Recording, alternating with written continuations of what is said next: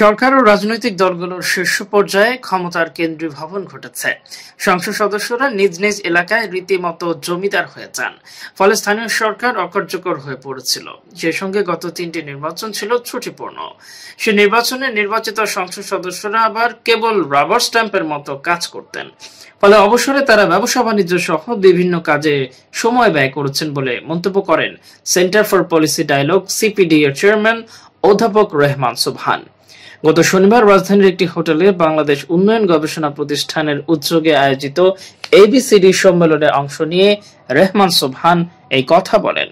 অনুষ্ঠানে উপস্থিত ছিলেন বিআইডিএস এর মহাপরিচালক বিনায়ক সেন। রেহমান সোবহান বলেন, দেশের প্রধান রাজনৈতিক দলগুলো অগণতান্ত্রিক। সরকার ও রাজনৈতিক দলগুলোর শীর্ষ পর্যায়ে ক্ষমতার কেন্দ্রীভবন ঘটেছে। সংসদ সদস্যরা নিজ নিজ এলাকায় রীতিমতো জমিদার হয়ে যান। ফলে স্থানীয় সরকার অকার্যকর হয়ে পড়েছিল। সেই সঙ্গে গত 3টি নির্বাচন ছিল ত্রুটিপূর্ণ। সে নির্বাচনে নির্বাচিত সংসদ সদস্যরা আবার কেবল রাবার স্ট্যাম্পের মতো কাজ করতেন। ফলে অবসরে তারা ব্যবসা বাণিজ্য সহ বিভিন্ন কাজে সময় ব্যয় করেছেন বলে মন্তব্য করেন রেহমান সোবহান। তিনি বলেন, বিগত সরকারের প্রবৃদ্ধির পরিসংখ্যান ও গুণগত মান নিয়ে অনেক বিতর্ক থাকলেও সেই সময় দেশে দারিদ্র্য বিমোচনের গতি ভালো ছিল। দারিদ্র্যের বহুমুখী সূচকেও বাংলাদেশ ভালো করেছে, মানব উন্নয়নেও ভালো করেছে। শ্বেতপত্র কমিটির প্রতিবেদনে বিষয়টি উল্লেখ করা হয়েছে। এই প্রতিবেদনেও দারিদ্র্য বিমোচনের বিষয়টি নিয়ে কেউ চ্যালেঞ্জ করেনি। এক্ষেত্রে বাংলাদেশের অর্জন উল্লেখযোগ্য।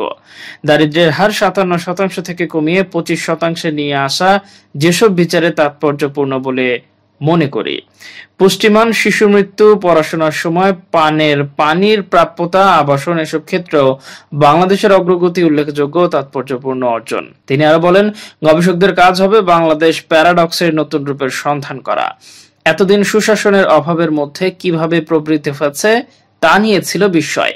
এখন দেখতে হবে এ ধরনের অসম সমাজ ও অপশাসনের মধ্যে কিভাবে দারিদ্র্য বিমোচন ও মানব সম্পদ উন্নয়নে এতটা ভালো করলো বাংলাদেশ।